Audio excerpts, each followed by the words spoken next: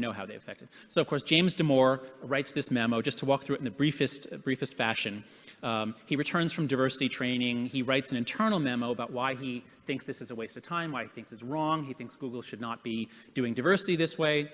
In the memo, he reviews the psychological research on gender differences. Now, he actually does a pretty good job of this. Me and my team at Heterox Academy, we reviewed it. We got every relevant review study.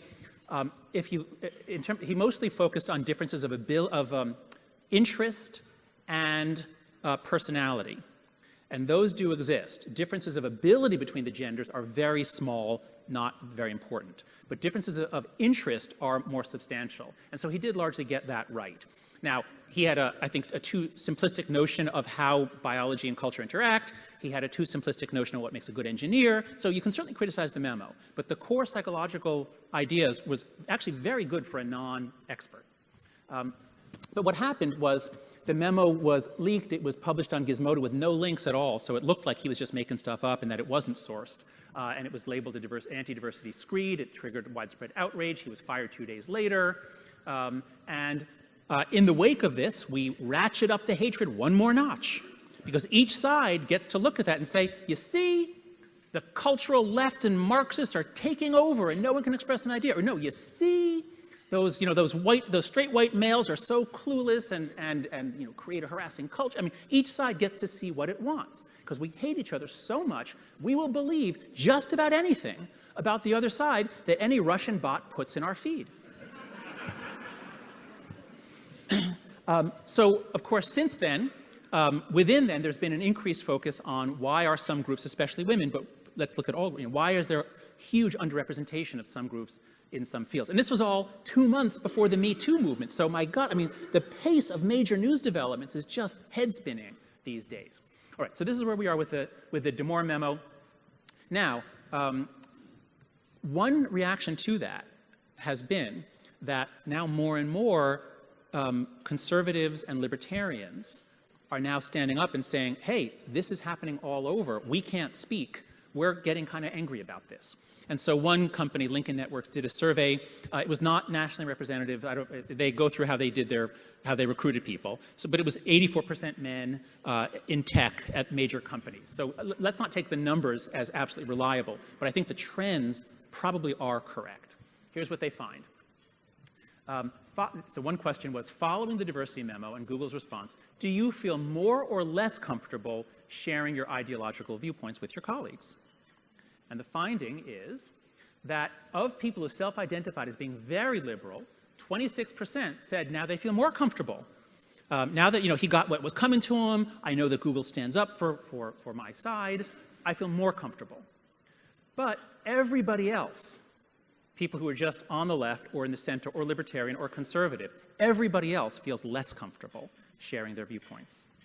Well, you might say, I wish everybody was uncomfortable sharing their political viewpoints. Why doesn't nobody express a political viewpoint at work? That would be good. Problem is that if only one side and only the extremes of one side feel comfortable taking up the public space and sending out public emails, and the other 80% are uncomfortable speaking up, what happens? A lot of resentment, a decline of trust. And so that's what we see here. So one question, I feel that my ideological views being at odds with my workplace norms affect my ability to do my best work. Now here, liberals and moderates are giving relatively low numbers. So 12 to 15% are saying yes to that question. So there's not a problem on the left. But much higher numbers on the right. People are either libertarian or conservative. A third to a half of them are saying it impacts the quality of my work. And we can certainly expect that it impacts the quality of their trust. In this report, it's useful because it's so recent and they do give us some data. They have a lot of quotes from what people said in the surveys. And one of them, I was just working on this morning, I thought, I should share this with you because I think this is a huge trend coming your way in the next year or two, is the generational difference and the campus culture moving into the corporate world. This is beginning to happen. It's, I think, going to be a big deal over the next 2 or 3 years. So as one conservative respondent said, Fortunately, the severe examples of this problem appear to be limited to the larger public firms, unlike my own, as those firms employ greater numbers of very young, recent grads who are exhibiting this extreme political correctness, policing, and desire to invoke policing forces against others. So that is what I'm seeing, not at all campuses, but at a lot of campuses, especially in the Northeast and the West Coast. The more progressive parts of the country, especially since the election of Trump, the political passions are stronger, but it started before Trump. So I just want to show you a bit more about what this guy means by these younger, fresh out of college students. So when does the millennial generation end, right? You guys have probably talked endlessly about millennials for the last 10 years. You're sick of it. Well, I always thought it was like, 1980 or 82 to 2000. That's what people used to think. But now it's clear that it ends by 1995. The millennial generation is over. People who are born in 1995 are different. There's a surprisingly sharp change in the graphs of all kinds of traits and attitudes. So I recommend that you look at a book called IGen by Jean Twenge is her name. Because it's only when IGen comes into college that we get this stuff. There were hardly any of these shout downs, the demands for trigger warning, safe spaces. That stuff only begins to appear in 2013, 2014 as IGen arrives on campus. And then it really explodes in 2015 to 2017 when the millennials are gone. There are no more millennials on campus other than some that took time off. But IGen, but basically, your standard 4-year straight out of high school kind of college is all IGen now, and the norms on campus are changing. I can basically summarize the entire book. Almost all of IGen looks like this. There was some trend, whatever it is, it was sort of moving in one direction, and suddenly, bang, it falls off a cliff. In this case, it's the percentage of 12th graders who either, one line is, have a driver's license, have ever tried alcohol, ever go out on dates, or ever have worked for pay. These are what we might call life experience. These are the things that most of us, we couldn't wait to do all 4 of these things, most of us.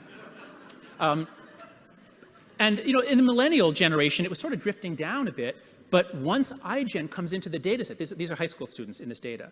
Once IGen comes in, they're not doing these things. They're on their iPhones. They're interacting by social media. They're not going out without parental protection. Now, this is not their fault. Tech, in part, did this to them, and crazy norms of paranoid parenting where we think that if we let our kid out of our sight, he's going to be kidnapped. That, I think, is what did it to him. But this is the result, is that the people you are now hiring straight out of college, those people have not had the experience of getting into a car and driving by themselves to pick up somebody and go out or whatever. They've had just much less life experience. They've been overprotected. What they do have a lot more of is anxiety and depression. This is stunning. This is terrifying. If you have teenagers, especially if you have a teenage daughter, please pay close attention. This is not getting enough attention. So one question on a national survey of college students, first-year college students, do you have a psychological disorder, such as depression?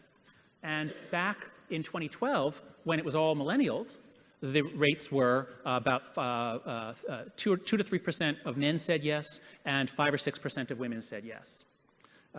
And then, as millennials leave and IGen replaces them, the rate more than doubles for girls, and for both. It more than doubles for girls and boys. 1 out of 6 college females in America says that she has a mental disorder. And this is not just changing diagnostic standards. The suicide rate is up for both sexes. It has doubled for girls. Twice as many teenage American girls kill themselves as happened 10 years ago. Same thing for self-cutting, admissions to hospitals. So there's a huge generational change. They have less life experience. They've been overprotected. They're spending too much time on social media. They get into college. They have a lot of trouble facing all these divergent views, and especially views from the wrong side of the political spectrum. And then they apply to your companies for jobs. Okay, so this is going to impact you. So I also look, again, my kids are in this demographic too. I don't want to be too hard on them. What I want to really call attention to is we have not been letting them practice the arts of adulthood and the skills of association. We've got to start doing that. Another important book just out is called The Rise of Victimhood Culture.